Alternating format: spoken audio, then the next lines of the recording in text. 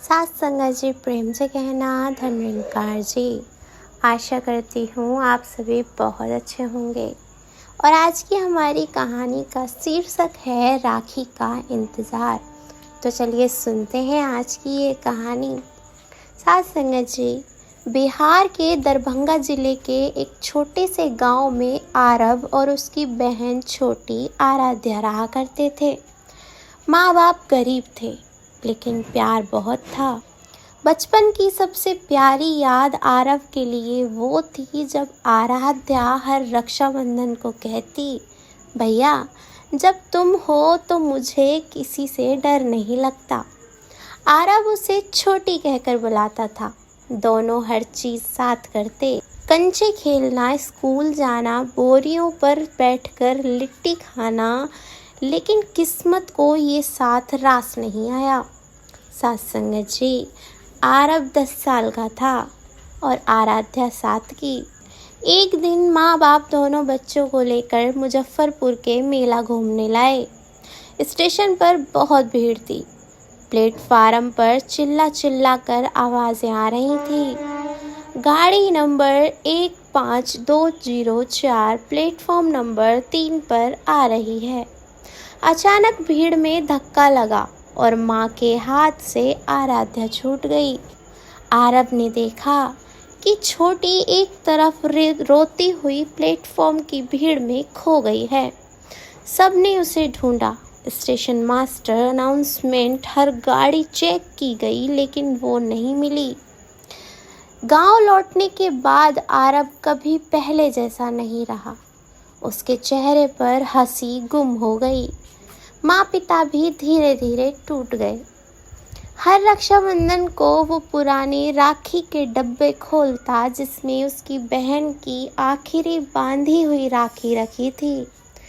वो हर साल राखी के दिन स्टेशन जाकर अनजानी लड़कियों को देखता, दिल में एक ही उम्मीद, शायद कोई उसकी छोटी हो। उधर आराध्या किस हालत में थी ये कोई नहीं जानता था। दरअसल आराध्या को एक वृद्ध दंपत्ति ने उसी दिन प्लेटफॉर्म से उठाया था। वे लोग पटना के एक एनजीओ के सदस्य थे और बिना संतान के थे। उन्होंने उसका नाम बदलकर अन्वी रख दिया और लखनऊ ले गए। प्यार से पाला, पढ़ाया, लिखाया। लेकिन अन्वी को अक्सर अधूरे सपने आते।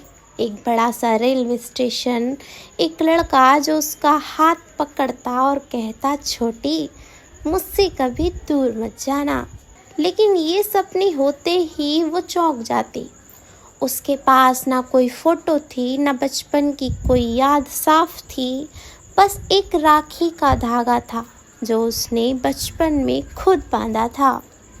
समय बीतता गया। आरव अब 25 साल का था। एक प्राइवेट फैक्ट्री में काम करता था। माँ नहीं रही, पिता बूढ़े हो चले थे।